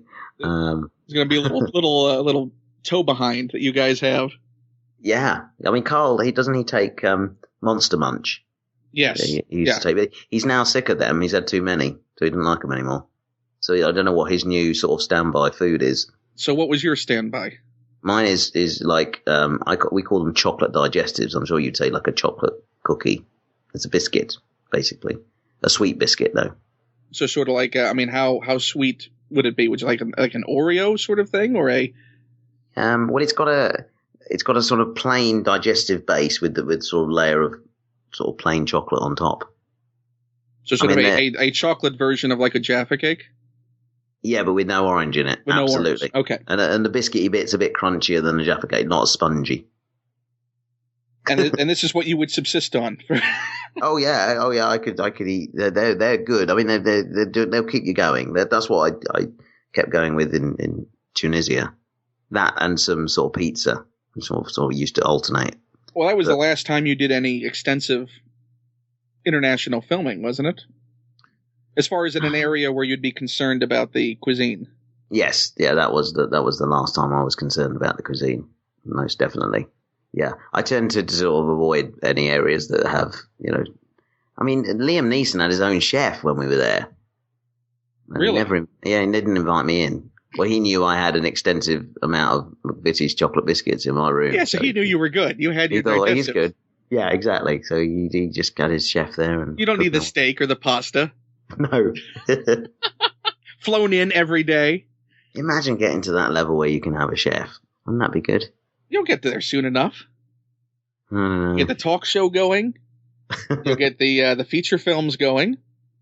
And then demand a chef. Yeah. In fact, don't go anywhere. Demand it in local productions. Yeah, I might demand a chef for a short way round. Do you think they'll go for that? I think you're in a position to demand right now because Ricky wants to do it a lot. So I'm just going to say I need a chef. I'm not going. Yeah, and then it's just falling apart. And then as because right now he's at that point where there's no turning back for him. he's committed to seeing this thing happen. Oh yeah, I think he does it. Even if it was never on television, he'd still make us do it. I think it's just for his, just his own little personal jolly films of. Oh, absolutely. Of torture of his friends. But I think it's gonna be fun because, I mean, I do get on with Carl really well anyway, so I think it'd be good. Yeah. And maybe you can convince Ricky to actually go to one of the destinations. That's the thing. He sits there in his big office watching all this, and it's like, well, no, you should actually get out there and... Yeah, record it after the fact. Yeah. I'd love to see him. Wouldn't it be great seeing Ricky in a desert or just somewhere out of his comfort zone? Because you never see him in those environments. He's always just... Yeah, just tell him he doesn't have to be there long. Just when you guys reach a destination, he just has to appear. Yeah. Then he can go back to his 4-star hotel and then fly out. But he has to at least make the trip there. Just to be there. Yeah. Just to prove that he can leave the country and go to one besides the U.S. Yes. Exactly. That's your personal challenge to him. Okay. Me and Carl will get working on that. Or you can pitch your own series and call it Rick Rolling. That'll be the next one, maybe after Short Way Round. It's me and Carl sat in a big office and sending him and Steven around. Yeah, Steven would probably do it. Oh, he loves traveling. Steven does, yeah. So he'll be the one dragging Ricky along. That's comedy. Oh, that would be good, wouldn't it? Yeah. Him trying to get Ricky to appreciate the various things, and Ricky just moaning he wants to go back to sit in the tub in his posh hotel. Carl would love to see that footage. Oh, yeah. So perfect. So you have an entire lineup planned. I've got it all sorted now. The next few years. When you're writing the follow-up book? And when I've done a bit more stuff, I think I need to get a bit more sort of experience under my collar. Things, movies, TV stuff, life, basically. But I'd love to write some more. I will write some more because it was fun. Well, I heartily recommend to anyone to pick it up because it really was a very, very good read. Yeah, well, remind people what it was called, Ken. It's called Size Matters Not. Ah, yes. Thank you. Is it even available in the U.S. yet? Yeah, it is. Yeah, it's published over there. It has a different cover. It has a blue cover in the U.S. Yeah, because I had to buy an international edition. Did you? It's available through my website as well. You can get signed copies that way. Oh, yes. If I'm allowed to promote that, such a thing. Yes. What else would you can promote anything you'd like. Yeah, well, you can get there's all sorts of goodies on my website, actually. Little exclusive fun things that I just like doing just because I do. But no, if you want a copy of my book, the best place to go is my website, and you can get me to personally sign it to you or to a friend if they want it as a gift or something like that. So, well, I'm going to recommend to everyone to do it because it is a wonderful read. Is it available digitally yet? Yes, it is as well, and I'm very proud to be able to fire up my iPad and look at my own book on there, which is good. Yeah. Oh, I wonder whatever happened to Daniel. He works for a company called ITV, Independent Television, and so he's still within the industry. Yeah, but what's weird about it is that we were best friends, and he was an idiot, and he was my best man at my wedding, and then he now works as a promo producer for a morning breakfast show, and I go on the show, and he has to produce the promo to kind of promote me being on the show, which is weird, That's our lives just crossing by pure chance that he happens to have that job and I happen to go on that show, which I'm going on in a couple of weeks, actually, again. No, was he happy with the portrait you painted of him in the book? Initially, no, but I think he feels quite kind of honoured that he's, referred to in that way. He quite likes it. It suits. He couldn't deny it. He was and still is an idiot. Bless him. Bless him. And enthusiastic. Oh, ever so enthusiastic. Still overly enthusiastic. Ridiculously enthusiastic. And how many kids got to have those experiences? Oh, yeah. He was a huge Star Wars fan, and he's stood with George Lucas and had chats with him, and, he's lived out the dreams of many a Star Wars fan. Have you both kept your fake rats? Yeah, I've still got mine, yeah. And I'm sure he's got his. He's got all his souvenirs that he ever collected from various places. Yeah, he was lucky, but it was fun traveling together and experiencing all of that stuff. Well, it's good to know that he's out there and is still working within the industry. Absolutely, yeah. He's a talented guy as well. He's really good at what he does, which is nice. And yeah, talented guy, just a lovable idiot. Oh, totally. He's kind of wasted a little bit behind the camera. I always thought he should do something in front of the camera. Well, you did quite a few films as a kid. Have you ever thought about going back behind the camera and doing something? Oh, absolutely. I do have a production company now and we produce all sorts of different things. But you personally, you directing? Oh, yeah. Directing, editing, and all of that stuff. We did all the promo videos for my book and stuff recently. You know what? My production company, actually, we shot a little bit for the Oscars.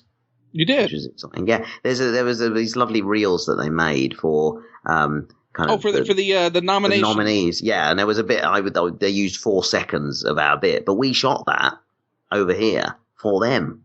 It was exciting. That's like a big deal for us. Well, can you put up the whole bit that you shot online?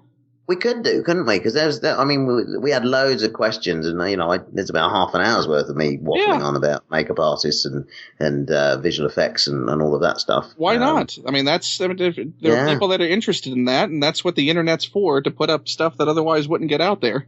That's a good idea, that is, Ken, and I think we will indeed do that, because it was all worthy of a wider audience, certainly. Maybe you can upload some of your old movies from the 80s. Well, I've thought about that as well. They're very special to me, and they're very precious, and it's kind of a bold step to kind of go, okay, let's let the world in on all of this, because it's funny stuff. I mean, I'm in most of it as well, and I was filming it and editing it, and the family is also in it because you couldn't get real actors to be involved. So yeah, it might be fun to put a few up on my YouTube channel. I don't think I've. Maybe with an introduction from you within context, and you can also plug the book, but just say, here's what I talk about in the book. Here's some. Yeah, that's a good idea. Some of these films. Yeah, you're quite good at this marketing stuff, mate. And will we ever see Return of the Ewok? Have there ever been discussions with George about that? You know what? I've heard things that they wanted to get it for the DVDs and stuff, but it was made at a time when actors didn't have these huge contracts that sort of bought all the rights to behind the scenes footage and everything, in which something like that would have been included back then, but they didn't have those contracts. And to go back now and try and sort of get everyone's approval and agreement, it's logistically quite complicated. And so it will remain, I think, for the time being, at least one of those films that, you can see at events such as Star Wars Celebration, perhaps. And, there's little bits of it on YouTube. And I show it to raise money a lot of the time. I'll be at an event and I'll say, if there's, $1,000 in this collection by midday, we'll show Return of the Ewok, and all that money can go to a local charity or what have you. So that's the way people get to see it at the moment. Well, it's I got a chance to see it a few years ago. It is quite good. So anyone who can donate to see it should. Yeah, oh, absolutely. Yeah, it's really got that sort of one of those Lost in the Attic sort of feels to it, hasn't it? It's unfinished. It's quite raw, but it just features so many amazing cast and just situations that you'd never see otherwise. But it's very genuine. Yeah. There's a very, very genuine, and there's an enthusiasm that obviously you have throughout it. Oh yeah, I was 11, wasn't I? I'm overly enthusiastic. It's quite funny. I'm excited about everything. But you see, Elstree Studios, you see, Wicket the Ewok going on to the Death Star. You see him visiting Yoda to get his intergalactic passport and ticket. He's in places that you never normally imagine Wicket to be. Well, and all the actors show up. Yeah, in the dressing rooms. I mean, it's amazing. And Carrie Fisher's in the metal bikini. Yeah, well, yeah. So there's a bonus for people. Exactly. No, but it is great. It also has an appearance by a much missed actor that I always loved and everything I saw him in, Roy Kinnear. Yeah, he was great. He plays an agent in it, and he's terrific guy. So we're getting a Life's Too Short series 2. Has that been talked about yet? I mean, lots of things have been talked about. It's a question of sitting down and writing it, I suppose. And what's lovely is the character was left at a kind of an interesting place at the end of episode 7, and potentially he could sort of do anything from that point. So I'd really be excited to do some more. I loved working on the series. Honestly, it was one of the best things I've ever done.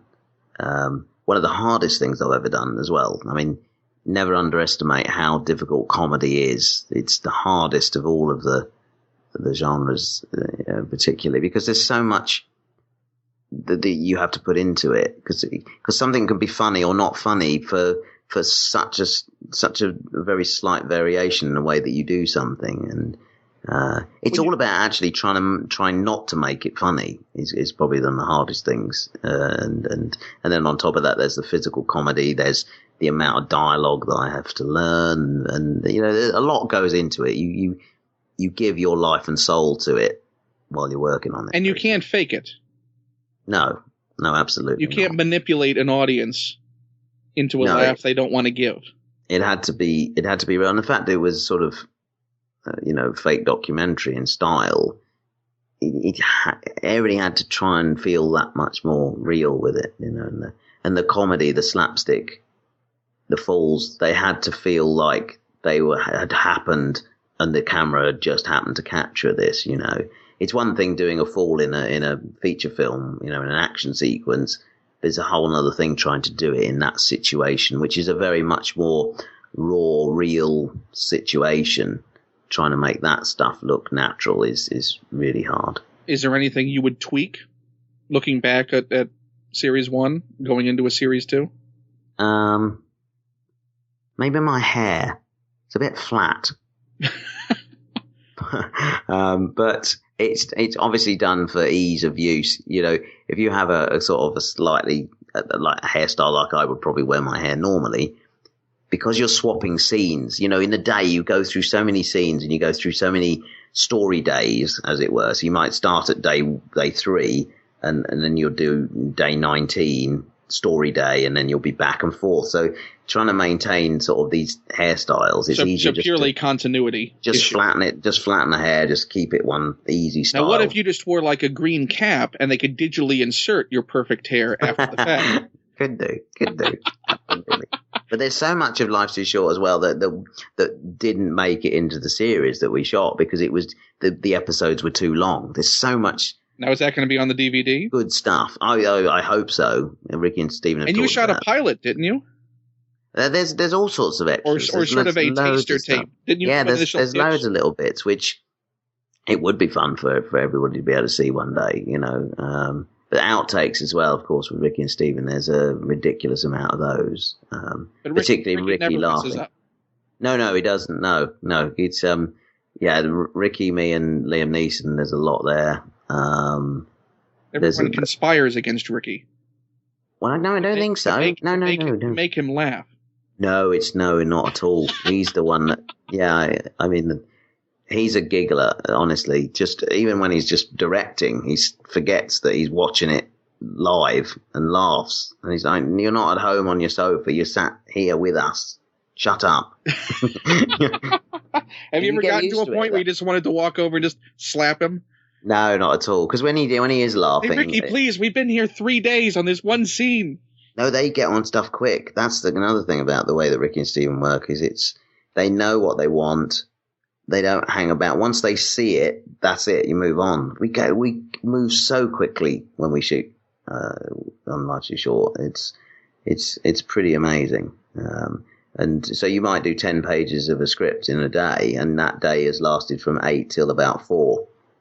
We don't shoot past 4 o'clock.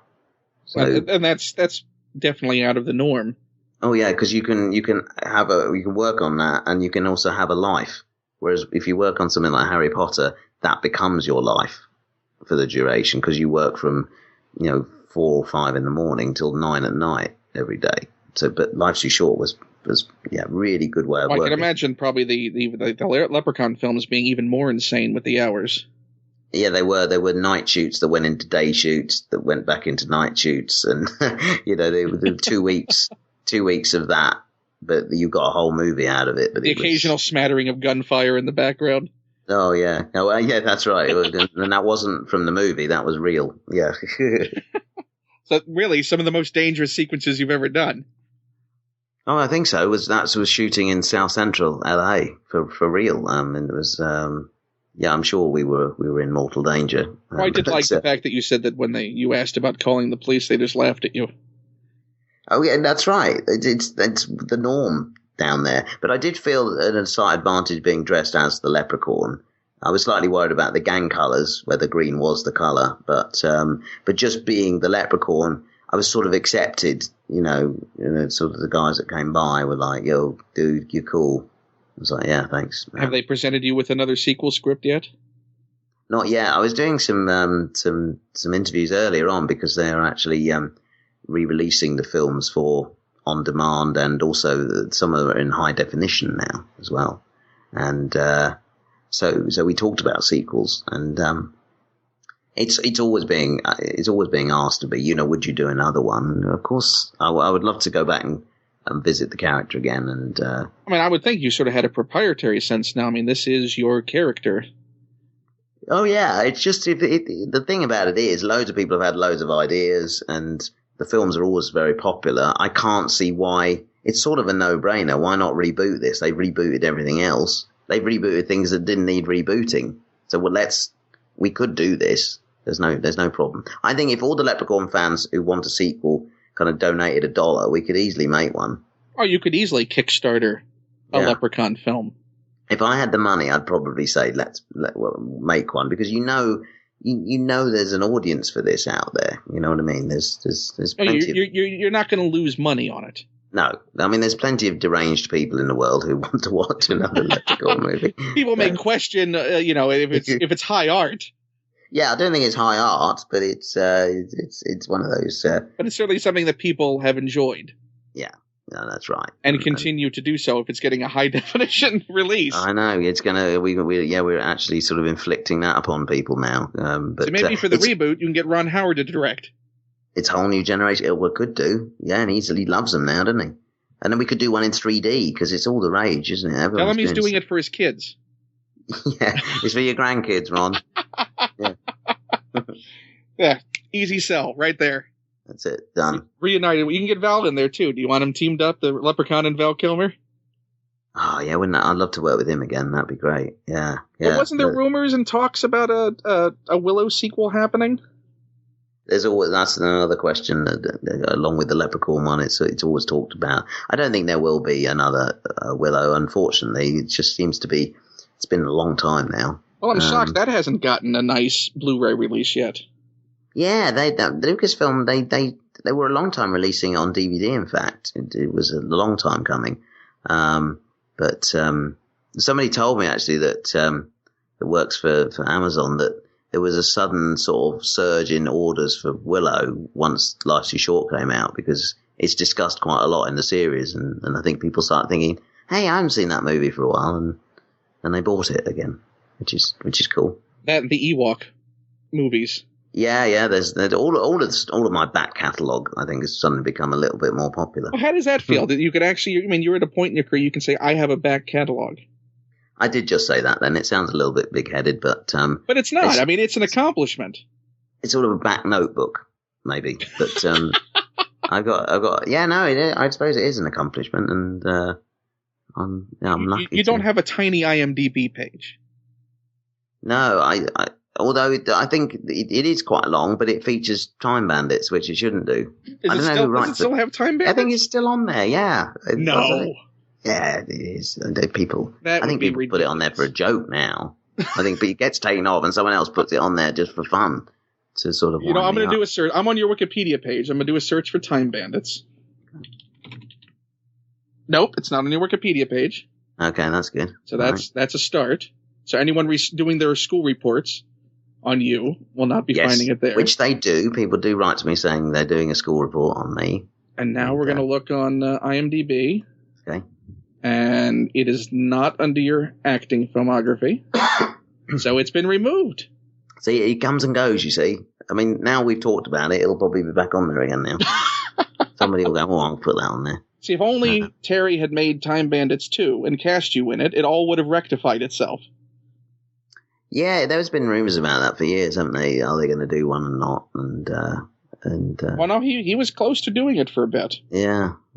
But it was a great film. I think it kind of might not be a good thing to do that again. I think it sort of sits on. It's a classic. I think it's a nice little thing to sit as it stands. Absolutely. And the same thing I would think with Willow. You don't want to risk going back and not providing what people think they're going to get with a sequel. Exactly. Yeah, it's a big risk, isn't it? It is a big risk. Well, I can tell you it's been a real joy talking to you, and I know it's getting really late for you. It is late over here for me. It is late. Well, I don't know. I daren't look at the time. I know. But it has been an extreme pleasure, and the door remains open if you'd ever like to do another turn on the show. Well, that's very nice. It's been really a pleasure talking to you, Ken, absolutely. And I will, of course, if when I do my next thing, maybe once I've been around with Carl, I'll have a chat with you. Yeah, I would certainly love to do that. Well, I will talk to you soon, and I may go purchase a signed copy of your book. Absolutely. WarwickDavis.com. Everyone buy it. Cheers. Bye. Thanks, Kevin. Bye-bye.